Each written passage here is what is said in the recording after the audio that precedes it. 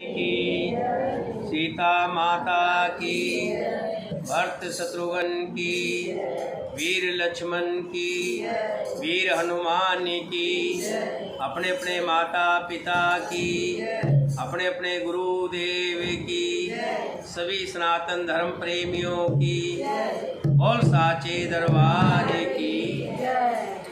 मुख पवित्र हेतु भगवान श्री राम के नाम की ध्वनि लगाएंगे। श्री राम जय राम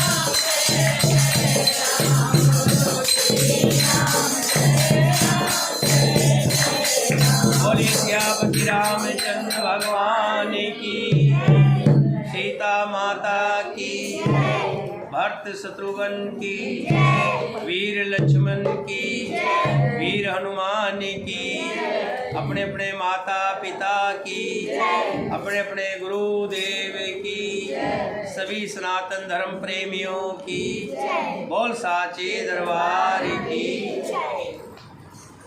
राजा दशरथ गुरु वशिष्ठ जी से कहते हैं कि हे गुरुदेव, मेरे मन में एक अभिलाषा है। गुरु वशिष्ठ जी जानी जात हैं, वो जान गए राजा क्या कहना चाहता है। फिर भी कहते हैं कि हे राजन, जो अभिलाषा है उसको कहिए। राजा दशरथ कहते हैं कि मैं राम को युवराज बनाना चाहता हूँ, कि राम को युवराज बनाना चाहता हूँ। तो वशिष्ठ जी कहते हैं इसके लिए सोचने की क्या ज़रूरत है, राम जी तो सभी के प्यारे हैं, इसमें देरी की कोई ज़रूरत नहीं है, और जल्दी करके इस काम को कर डालो। अच्छा विचार जब मन में आ जाए तो उसमें विलंब नहीं करना चाहिए। ये सभी को धारण कर लेना चाहिए कि अगर मन में कोई अच्छी बात आ गई है, अच्छा विचार आ गया है, तो उसको करने में कोई देरी नहीं करनी चाहिए। और अगर मन में कोई बुरा विचार आया है तो उसको 100 बार सलाह करनी चाहिए, 100 बार मन की सलाह करें, औरों से भी विचार करें कि ये काम कैसा रहेगा। ये नीति रावण ने राम को बताई थी। जब रावण मरने लगा तो लक्ष्मण को भेजा था कि इतने बड़े राज चलाने वाले ज्ञानी विद्वान, ये लक्ष्मण जाओ और जाकर के रावण से ज्ञान लो, राजनीति का ज्ञान लो। लक्ष्मण गया, सिर की तरफ खड़ा हो गया और पूछने लगा। तब रावण ने कहा, अभी तुम्हारे अंदर बालकपन है, तुम अपने भाई राम को भेजो। राम गए, चरणों में खड़े हो गए। ज्ञान कभी भी लेना हो तो झुक कर के लिया जाता है, नम्रता से लिया जाता है और चरणों में गिर कर लिया जाता है, तभी ज्ञान मिलता है। चरणों में खड़े हुए राम जी रावण से पूछते हैं, तब रावण उनको बताता है कि कभी भी शुभ काम करने का मन में संकल्प हो तो देर मत करो, और अशुभ विचार कभी मन में आए तो उसको एकदम से मत करो। मेरे मन में सीता के हरण की बात आई थी, बदला लेने की बात आई थी, शूर्पणखा का बदला लूँ। अगर मैं थोड़ा अपने राज दरबार में सलाह ले लेता तो हो सकता है कोई मुझे ज्ञान दे देता और मैं सीता के हरण का संकल्प को ख़त्म कर देता। तो आज ये नौबत नहीं आ। तो गुरु वशिष्ठ जी कहते कि हे राजन, ऐसे शुभ विचार अगर आपके मन में आए हैं तो इनमें देरी ना कीजिए और तुरंत इस अच्छे कार्य को कर डालिए। जैसे ही वशिष्ठ जी की आज्ञा मिली, राजा दशरथ ने अपने सभी मंत्रियों से कहा कि अब जाकर के राज्याभिषेक की तैयारी करो। जो जो राज्याभिषेक के लिए ज़रूरत पड़ती है सभी सामान को इकट्ठा करो। जिस जिस को भी जो आज्ञा मिली सभी भाग भाग करके जल्दी जल्दी अपने काम को कर रहे हैं।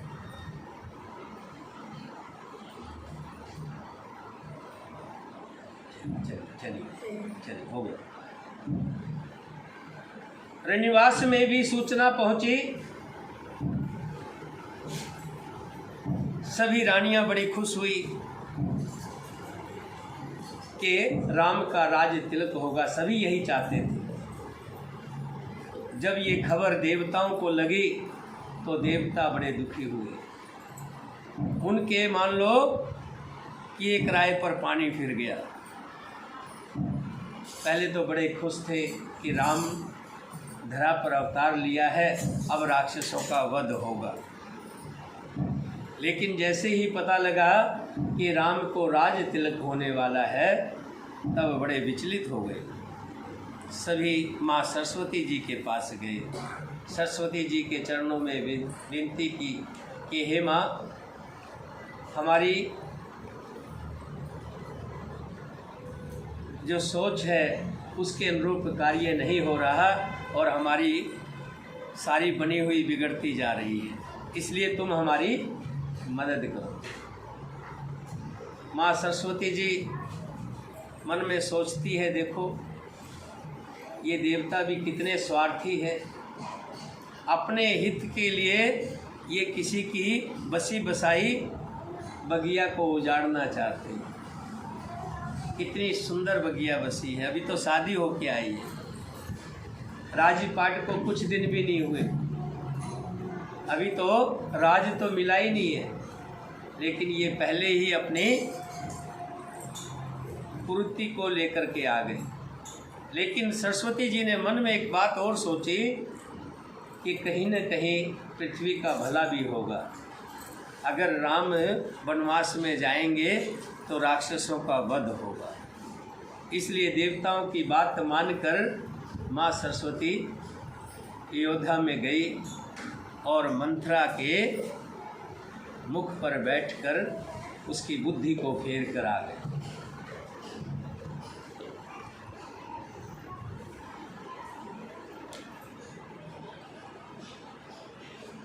नाम मंथरा मंदमती, चेर के कई केर, अजस पिटारी ता कर, गई गिरा मति फेर। मंथरा नाम की केकई की एक मंद बुद्धि दासी थी। उसे अपयश की पिटारी बनाकर सरस्वती जी उनकी बुद्धि को फेर कर चली गई। देख मंथरा नगर बनावा, मंजल मंगल बाज बधावा, पूछस लोग काहे उछाओ, राम तिलक सुन भाउर दाओ।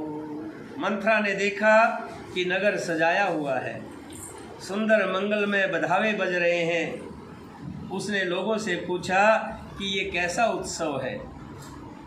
उनसे श्री रामचंद्र जी के राज तिलक की बात सुनते ही उसका हृदय जल उठा। करें विचार कुबद्ध जुत कुजाती, होए अकाज कवन विधि राती, देख लाग मधु कुटिल कुराती, जिमे गौ तक लेव उह के ही भाती। वो दुबुद्धि नीच जाति वाली दासी मंथरा विचार करने लगी किस प्रकार से ये काम रात ही रात में बिगड़ जाए। जैसे कोई कुटिल भिलनी शहद का छत्ता लगा देखकर घात लगाती है कि इसको किस तरह से उखाड़ लो। भरत मात पही गह बिलखानी, कान मनि हस कह हस रानी, उत्तर देन ले उसासु, नार चरित कर ढारे आसु। वो उदास होकर भरत जी की माता केकई के पास गई। रानी केकई ने हंसकर कहा, तू उदास क्यों है? मंथरा कुछ उत्तर नहीं देती, केवल लंबी सांस ले रही है और त्रिया चित्त करके आंसू ढरका रही है, आंसू बहा रही है। हस कह रानी गाल बड़ तोरे, दीन लखन सिख असमन मोरे। केकई कहने लगी, मैं समझ गई, तू बहुत बोलती है ना, इसलिए लक्ष्मण ने तुझे डांट दिया होगा।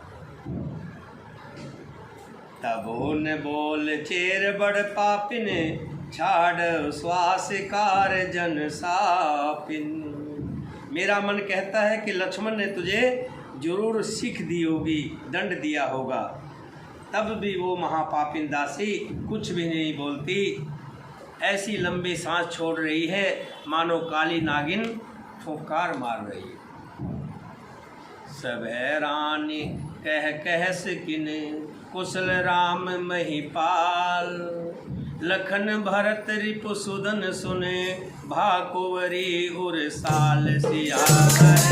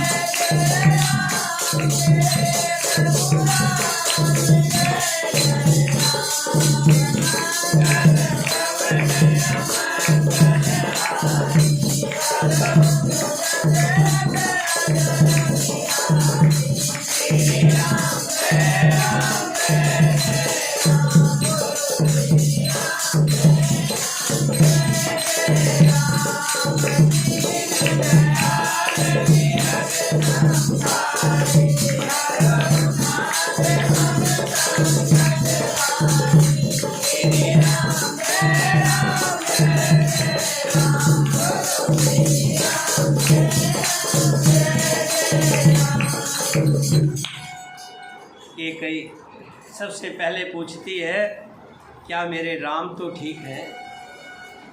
क्यों तेरा चेहरा उदास है? मेरे राम तो ठीक है, कुशल से तो है मेरे राम।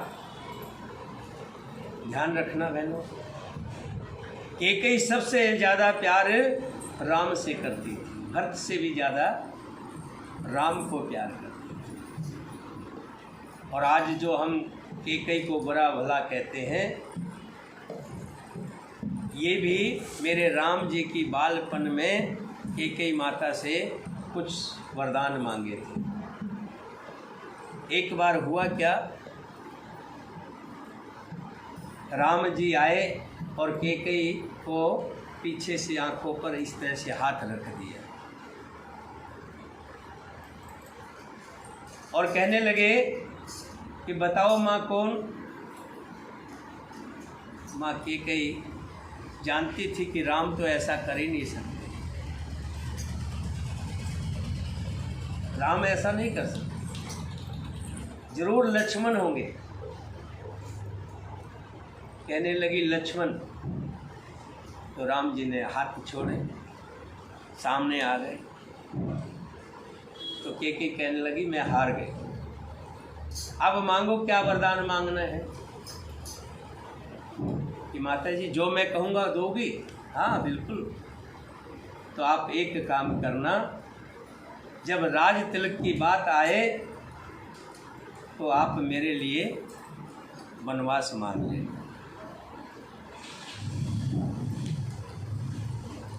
कैकेयी कहने लगी